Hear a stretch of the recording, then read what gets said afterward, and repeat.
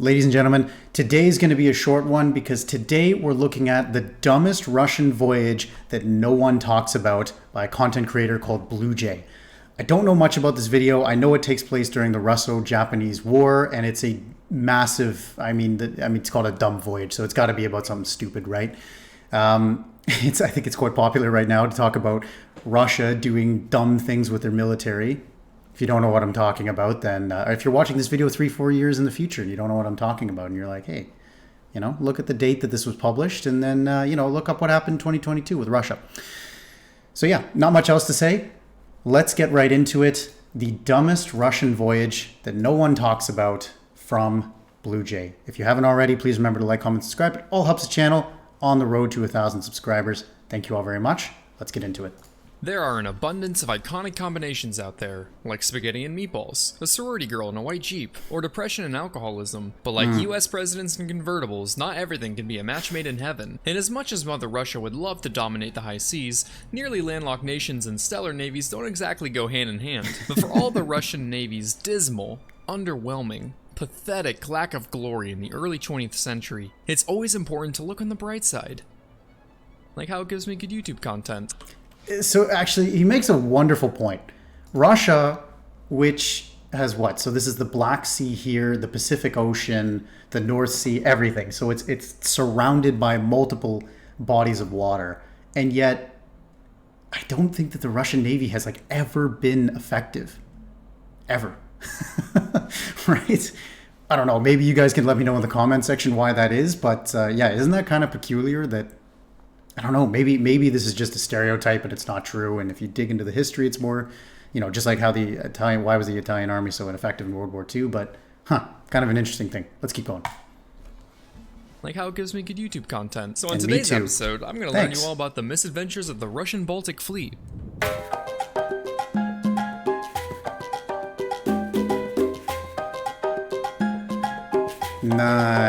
Yep. It's the turn of the 20th century, and what better way to kick off a new era than expansion? Russia is cold, which is great for things like stopping Nazis and badass TikToks, but not ideal for ports. Having your port turn to ice every winter is what those of us more versed in nautical terms would call not very cash money. The Russian Empire notices China has a pretty nifty port with, get this, warm water. However, there's this pesky little thing called a border in the way. But that's okay, China isn't European, it's not a real country, so Russia takes control and gets the Qing to lease in the port. Japan doesn't like what they see, so they meet with Russia and are all like, hey, vodka boy, invading China is our thing. But Russia won't share, leaving diplomacy dead in the water. But that's okay, the new DLC just dropped and everyone's just itching to try out their new toys. So the Japanese attack Port Arthur, kicking off the Russo-Japanese War. Fast forward a few battles and the Russians are losing pretty badly. So the Tsar authorizes quite the preposterous proposal of sending the Russian Baltic Fleet to reinforce the East. And you may be wondering, but BlueJay, what's so preposterous about sending reinforcements? Well, kiddo, the Baltic part of Russian Baltic Fleet means it operates in, get this, the Baltic. And as we learned earlier, boats don't like ice, so you can't go this way to Port Arthur, meaning the Tsar authorized— No, are you serious? No, what? The plan for an 18,000 mile journey around the world. No way. There's no way. What? That's... Are you kidding me? How long would that... Oh my... Okay. Wow. Wow.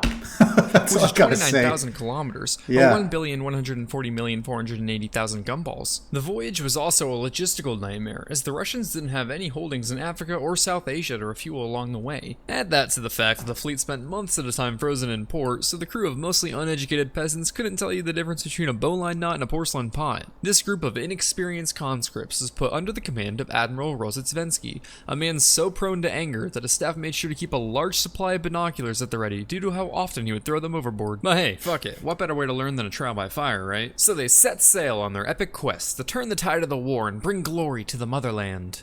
And immediately the flagship runs aground and a cruiser loses its anchor. While they wait for the flagship to refloat, a destroyer forgot It's a shame that they didn't have a box full of anchors, They had a box full of binoculars. The fire was on and rammed into a battleship, prompting it to return for repairs. Don't worry, men, surely this can't be foreshadowing. As the fleet pushed on, a growing hysteria spread amongst the crew. They were afraid that at any second they'd be ambushed by Japanese torpedo boats. By Denmark. No. You gotta be kidding me. No, what? That's okay. This is where the war is, if you forgot. But the crewmen didn't have time to worry about things as frivolous as logic. So when 2 fishermen approached the fleet to deliver a message, they opened fire. The 2 fishermen survived the false alarm without a scratch thanks to the horrible standards of the Russian gunnery. As for their message, they informed Rear Admiral Rozhitsvensky that he had been promoted to Vice Admiral. This wouldn't be the only false alarm, as later another ship signaled that she was under attack by 8 Japanese torpedo boats, only to find out that there were... Zero Japanese torpedo boats. Wait, so why did they send out 2 men in a fishing boat to tell him he was promoted? Couldn't they have used other means of communications other than 2 men in a boat to tell him that he's been promoted? Okay, whatever. Maybe you guys can tell me below.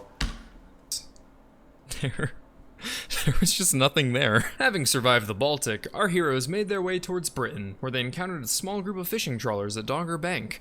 But surely by now our skittish sailors have learned their lesson. Ninjas! Streliete bullshit!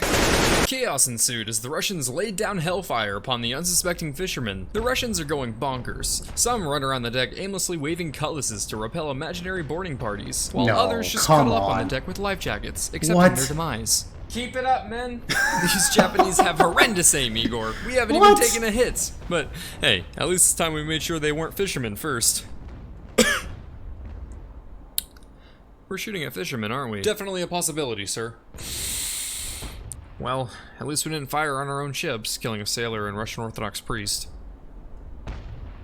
The British trawler fleet were sitting ducks as their nets in the water prevented a hasty escape, and the Russians fired at them for 20 minutes before realizing their mistake. How many did they kill? This sounds like the setup for a massacre. You forget our heroes are about as effective as a guy holding a fish on Tinder, sinking only 1 trawler and damaging 2 of their own ships. The battleship Oriole really captured the spirit of a TikTok pickup artist, reportedly shooting 500 shots without scoring a single hit. 2 fishermen and 2 Russians died in the mayhem, so at least the survivors can brag at the local pub that they tied with the Russian Navy. This event... Still, I kind of want to know, like, who are those 2 fishermen? I want to know more about them.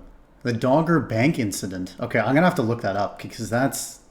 I mean, obviously there's instances of friendly fire that happen all the time in war, but, I mean, come on, guys, you're off the coast of the UK. Think of how far those Japanese submarines... Oh, my God. Wow, this is a crazy story. Became known as the Dogger Bank incident and nearly ignited a war between Russia and Britain. The Brits just settled for revoking their access to the Suez Canal, forcing the Russians to make a slight tweak in their course. The slow, coal-powered fleet made its way towards Africa, attacking more civilians and cutting underwater telegraph cables along the way. They met up with some German supply ships to refuel due to the aforementioned lack of African holdings to make port. What nice friends, those Germans. I'm sure their relationship will last. Africa's pretty big, almost as big as my self-loathing, so they took on double loads of coal and kept giant piles of the stuff just sitting on deck. Definitely the kind of thing to land you an EPA audit. But it's not like any sailors were going to die from black lung, except for the ones who did. Morale is low, so the Russian crew decides to lift their spirits by treating themselves to the exotic pets of Madagascar. Alright, men, you all can... Hey, Igor, stop sniffing glue for a sec, buddy. You all can go to shore and pick out one thing to bring back with you. Nothing too crazy, like snakes or crocodiles. What did I say? Sir, I can explain. Watch it throw back the shot at Tito's. The ship became a floating zoo as the crew brought on a bunch of animals to roam the deck freely, including a crocodile and a venomous snake, which apparently took a liking for vodka. Panic followed shortly when the snake wrapped itself around guns and bit a commanding officer. One sailor gifted the admiral a parrot, which soon took after his rather extensive vocabulary of Russian curses. The flagship soon became overrun with chameleons who would frequently go missing due to their ability to seamlessly camouflage. Hey Igor, have you seen Comrade Camo? I can't find the little guy anywhere. No, I don't think so. Have you seen him, Private? Yeah, I don't think he's seen him either. But a good zoo isn't complete without an underwater exhibit. And luckily for them, the cooling plant on their refrigeration ship broke down, forcing them to dump all their meat into the ocean and giving them a nice following of sharks. At one point, the fleet was holding one of many At least one good thing that came out of this is that the sharks were fed. At least that's one good thing. Funerals for a sailor who died of illness. During the ceremony, the Kamchatka fired a gun salute. No. Excellent work, gentlemen. Did it hit? Say, you boys did make sure to load blanks, right? Yes, sir. Yeah. No. Igor, you're looking kinda pale there, buddy. After some more shenanigans, like foiling a mutiny and receiving a shipment of fur boots and coats instead of ammo, Admiral Rozhitsvensky realized that they were approaching Japan. Ah shit, that's right, I didn't train them. So he decided to run some gunnery practice on a stationary target. Miraculously, our group of misfits managed to score a single hit.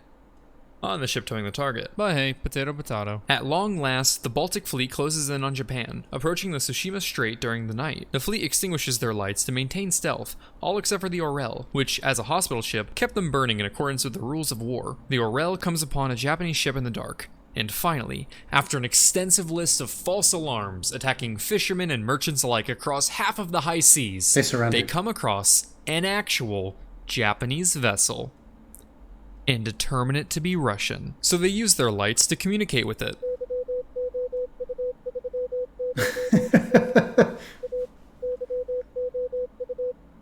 Are you? No, come on. The Battle of Tsushima ensues. Will our gallant sailors hold their own against the Japan? The Baltic fleet was decimated. 4,000 Russians die, with an additional 7,300 taken prisoner, compared to roughly 100 Japanese deaths. What? What? Are you kidding me? 117 dead on Japan's side. 4,380 dead on Russia's side. 5,917 captured. 21 ships sunk. Oh my god. Okay, all right. And this is a reaction video, so yeah, it's a little different, but what happened? Like, how can you have this level of pure incompetency actually, you know what? This parallels to modern times. But how can you have this level of military incompetency? Like, I don't even know what to say. This is just astounding. I hope this is all true. I really hope this is all true too. I'm always like slightly skeptical, but like, wow, that's wow. To roughly 100 Japanese deaths. This effectively ended the war, marking the first time in history that an Eastern power defeated a European one. Way to go, buddy. Let's add that one to the scoreboard. Oh. Yeah. Oh dear. So, in conclusion, the Russian Baltic fleet's odyssey around the world is a tale full of shenanigans and blunders, with our troublemaking peasant crew racking up quite the body count of innocent civilians and friendlies before seeing an actual enemy. And yes, while they may have attacked ships from practically every global power, disabled cities' communication grids, killed fellow sailors with gross negligence of safety practices, nearly ignited a major European war, and were... Honestly, I'm surprised they didn't ignite a European war. I mean, they killed... sad to say, but only 2 fishermen, right? Two British fishermen. And I mean, the British government must have heard of this in some way. Like, I'm surprised this didn't provoke greater action, right? Considering, you know, some of the more, I mean, the Lusitania, right? Some of the more famous wars brought other nations into it due to sinking of innocent civilians and whatnot. Although the Lusitania was packed full of weapons. Shh, no one knows that. Still, wow, what a... All right, let's finish this up. European war, and were about as accurate as Helen Keller playing laser tag. They also taught a snake to drink vodka. 9 out of 10 stars. Cool. So I guess military Russian incompetence dates back to hundreds of years. Yeah. Wow. Okay. Well, that was my shortest video. Only clocking it at 13 minutes here. Hope you guys liked it. Yeah, I don't even know what else to say. I literally don't know what to say. I hope that was all true. Fantastic video. Let me know if you guys like the shorter format. You know, most of my videos are like half-hour plus. So let me know if you guys like the shorter format. And yeah, next round will be viewers' choice too. And yeah, that's all from me. Thank you all very much for your support. I appreciate every single like, comment, and subscription. Whatever. See you guys in the next video.